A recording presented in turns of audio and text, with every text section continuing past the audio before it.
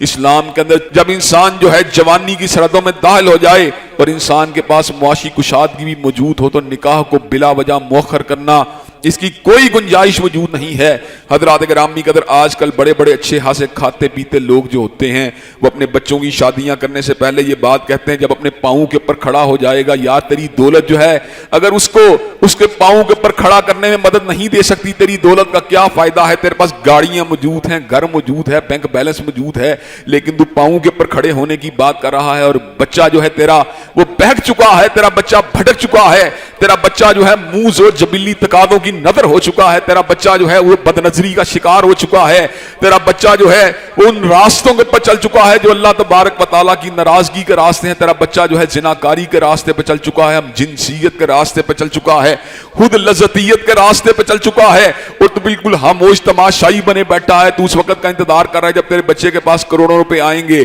اور اس وقت تیرا بچہ جو ہے نکاح کے قابل ہو جائے گا۔ حضرات گرامی قدر جو ہوشیار اور کھاتے پیتے گھرانے کے لوگ ہیں ان کو اپنے بچوں کی شادیوں کو مؤخر نہیں کرنا چاہیے، اور جو لوگ غریب ہیں انہیں بھی اس بات کو ذہن میں رکھنا چاہیے کہ جو بندہ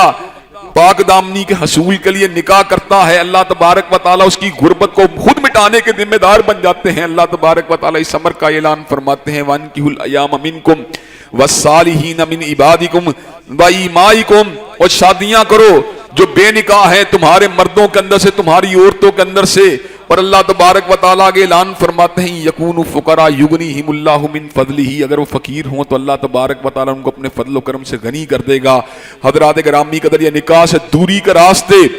در حقیقت زناکاری کے قربت کے راستے ہیں، یہ شادی سے دوری کے راستے در حقیقت بدکاری کو فروغ دینے والے راستے ہیں حضرات گرامی قدر۔ اور اس کے بعد بھی انسان جو ہے ایک نکاح کے بعد بھی اگر اس بات کو محسوس کرے صنفی بدامنی کا اندیشہ ہے بیوی کی بے رغبتی کی وجہ سے یا دیگر معاملات کی وجہ سے، تو اللہ تبارک و تعالیٰ نے 2 3 4 تک شادیاں کرنے کی اجازت دی، لیکن اللہ تبارک و تعالیٰ نے معاشرے کے اندر صنفی بدامنی کو پھیلانے کی کوئی اجازت نہیں دی۔